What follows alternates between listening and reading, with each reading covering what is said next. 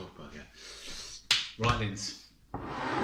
This is your Saturday starter that I made yesterday. So in here is 600 mils of starter. So I used 200 mils from my original, and so this starter's 15 years old. I've had it for 2, and I've been feeding it. I keep it out of the fridge every day. So I feed it with whatever I put in here. I put on the scale, and I put in a tablespoon of flour, and then whatever that weight is, I put in the water that's the equivalent, and it's lukewarm water. So without any further ado, let's crack on. I'm going to keep that. That's yours. It's my starter. So I'm going to make some bread for Evie and I. So I'm going to get the flour that I use. The flour that I use is from Shipton Mill. It's a strong organic white bread flour. So I'll run the tap. I will get the flour and we'll weigh out the starter, and I'll tell you what the weights and measures are for that. Right. We'll do it one bowl. So I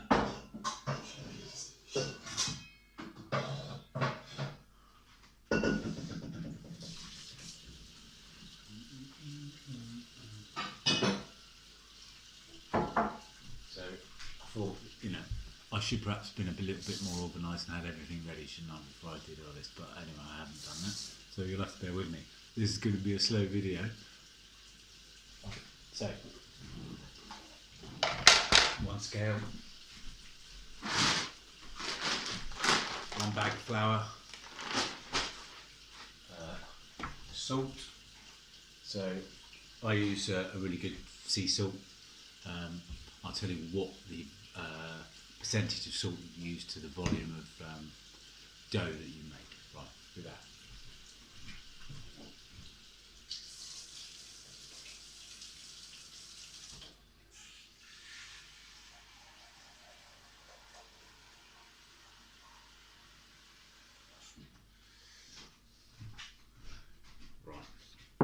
So I'm going to make 2 loaves, 2 kilo loaves. I mean, you could, if you wanted to. Hang on, let's sort that out a bit. There we go. So I'm going to make 2 kilo loaves. So I'm going to put in 1 kilo of flour, and to that I'm going to put in 40% starter, so 400 grams of the starter, and 60% flour. 60% water, and we'll weigh it out, and I will tell you what's required.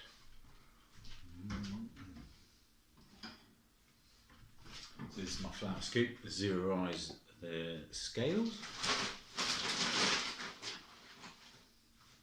So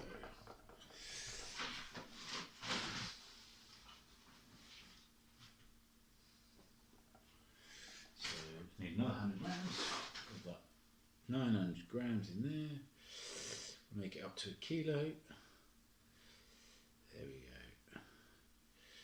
1,000 grams. Perfect. So to the 1,000 grams of flour, we put in 40% of that. So we're going to put in 400 grams of the starter.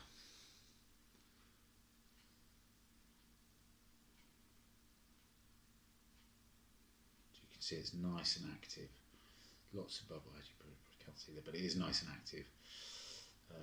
It rises and falls a lot. Once you get used to making it on a regular basis, you'll see it rise, and you'll understand the texture and how it feels and what the consistency should be like each time you're about to make bread, because you want starter to be really active for the bread to rise, and you get that really lovely oven spring. There we go, so that's 400. Shouldn't do that, right? Naughty, but I'm not. I'm a home baker. I'm a master home baker. Right, 600 mils of water. 600 mils of water equates to 600 grams as well. I'm sure you know that too.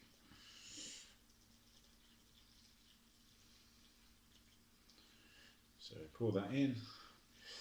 So in this bowl now, we'll have 2 kilos.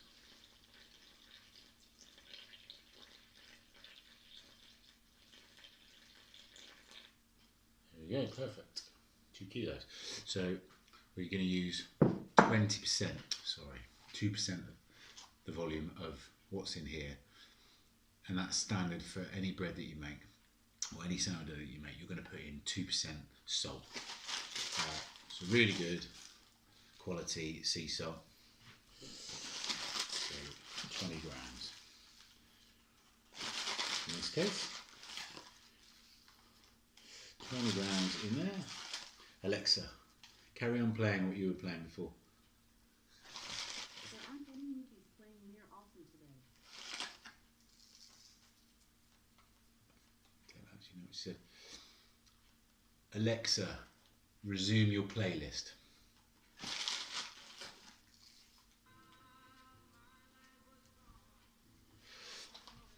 There we go. So I'm going to combine this all together. So once you've made that, you've got to refeed your starter. So because we took 400 mils of starter out, we're going to replace that with 200 grams of flour and 200 mils of water. So we'll do that now. So basically this process is called the auto-lacing process. So we're going to mix it all together and the glutens and the pockets of glutens are going to start to be created while the bacteria starts to feed on the bread, on the flour. Right, let's get this on here, because we're going to replace what we've taken out. That's bad.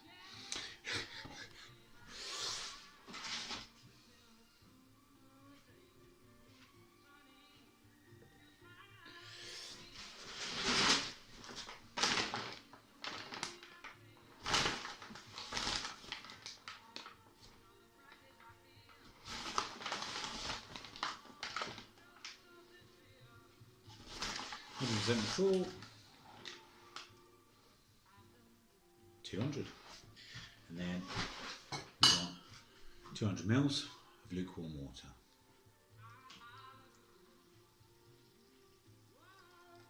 Perfect. 2 grams short, 2 mils short. There we go. So we mix it, and when I mix it, I tend to use the opposite end of a wooden spoon. So you combine it all together, give it a really good stir. So what you can do now, once you've mixed it, you can put it in the fridge, or you can leave it out. So it depends how much bread you're making. If you're making loads of bread, I keep mine out all the time, as I said. So just keep it out, keep it mixed, add to it, feed it. It will rise and fall. You'll notice. So the level is about here, and then when it's active all the lactic acid is building up. And the CO2 is being created, it then rises, and that's the point when it's at its top maximum rise. That's the point that you want to start making your bread. I mean, there is a little test that you can do that I've seen, where if you take your your starter, and you drop it into some water, if it's suspended in the water, then that's the point that's perfect for making your bread. Go, got a good mix. Combine it all together. You'll see all the lumps kind of disappear.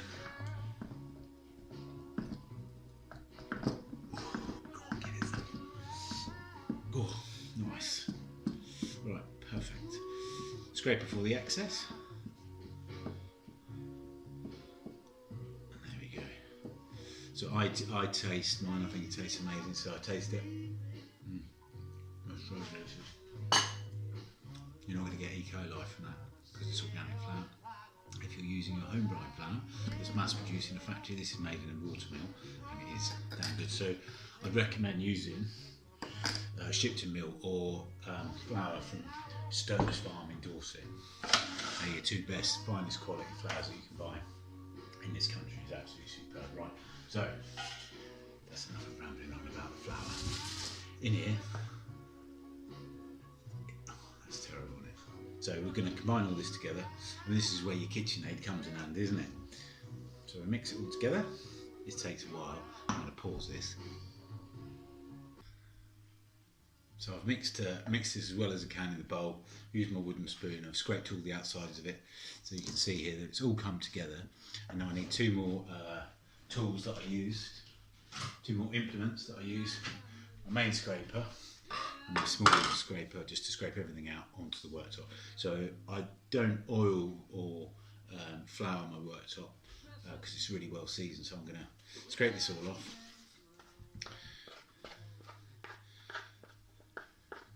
And we'll get all of the contents in the bowl onto the worktop. I should do it the other way, shouldn't I? A good scrape out. So it is a really, really wet dough. So if you've made bread before, you'll feel this and think, oh, I've got to add more flour because it's so wet. But the actual fact is, you don't need to. It's perfect. We'll keep the bowl aside because we're gonna, when we incorporate all the dough, when we've kneaded it, so it's quite a long time to knead it. Well, I won't go through that whole process. I'll pause it, but it's about 10 to 15 minutes. So at the moment, it's a really wet, sticky. Look, it's really sticky. So what I do, I use one hand, my right hand, to knead, and my scraper just to bring it all back together. So we'll start it all off. I'll start it all off. As I said, it's slow, but I want you to get an idea of how wet it is. So it's really, really wet. But don't let that worry. You can scrape it off your hand. Scrape it all off. Be quite firm with your metal scraper. I mean, you don't. These are really good tools to have. Really good kitchen implements, kitchen utensils to have, baking tools. But you can make do. Excuse me. You can make do until you've made a bit more bread until you've got them. Right. So I'm going to pause you. I'll bring this back together a bit more and I'll let you see what it looks like. But so imagine we're going to skip forward sort of 10-15 minutes. Actually, I thought I'd give you an idea of the process rather than just skipping straight through. So I'm going to knead it for a bit and I will pause it and I'll come back. But I'll just show you that actually you can work quite quickly. But you're basically just using the heel. You're not using your fingers to get it in. But one hand, you push through it, turn it. You push through it, you turn it, and you've got quite a lot. Sadly, I'm not going to move the tablet now, but there's quite a lot of dough. So you just scrape it back, getting under the dough, rotating it, turning it, and then you just work it again. Keep working it, and it will start coming together.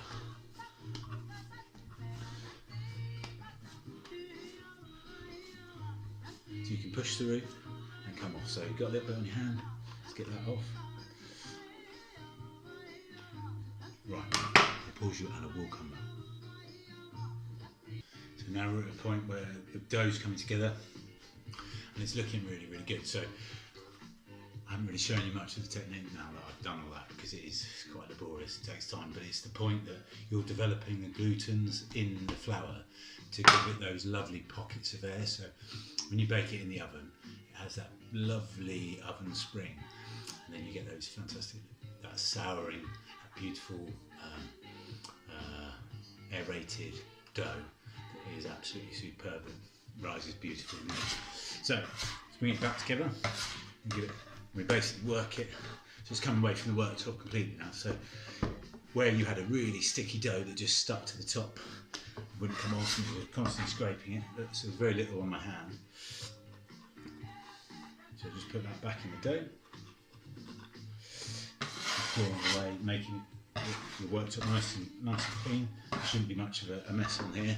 And you're basically working it to a point where you get it to what's called the window pane effect. So you've worked it so well. I mean, you could even use two hands at this point, so you're not going to basically look, I've got a relatively thin hand. Still, not too bad. So you bring, you're stretching it through. This is stretch, pull back, stretch, pull back, stretch, pull back. But you're just using the heel, this part of your hand. You're just using the heel, folding it over, bringing it back, folding it over, bringing it back. And it's a really beautiful. I mean, the texture changes. It's really significant. You notice it once you're making bread a lot. You notice just how the dough comes together. It has such a lovely texture to it. Really beautifully pillowy and soft. But you really do notice a change. You're like, that's how it should feel. It's quite gratifying when you start to see it come together, and you bring it all back, bring it all together, and you've incorporated all the starter, all the flour, all the salt, and all the water. So at this point, we can check it for that window pane effect. So bring it up. No, not quite ready yet. So it just broke really easily. So it means the structure isn't quite where we need it to be yet. So we'll keep working it. So I've been working this. You know, I'm checking that clock up there. So that clock up there's got a battery in that's not fully charged, so it's running really slow. So I think I've been working this dough for about 10 minutes. It's not quite right yet. Not quite there. Keep working it. Bring it together with the little bits that are stuck on the worktop. You bring that in. You work it. And basically, it's not really sticking to the worktop, so you can work it with both hands. Roll it, fold it. Oh, here we go. Oh, I can feel it now. It's really come together. Beautiful, soft. Lovely elasticity to the dough, and you can really feel that the gluten has been fully developed, so you'll get the right. So this process of bringing that together, of bringing the dough together, of kneading the dough is kind of finished. We're going to put it back in your mixing bowl. Still got a little bit of residue in here, a little bit, doesn't matter. It won't stick to that. I mean, once upon a time I used to wash it out and then I'd put oil in it. I'd put in olive oil or a really good vegetable like rapeseed, and then you cover with a damp cloth for 4 hours. So brought it all together. I'm going to transfer it to my bowl.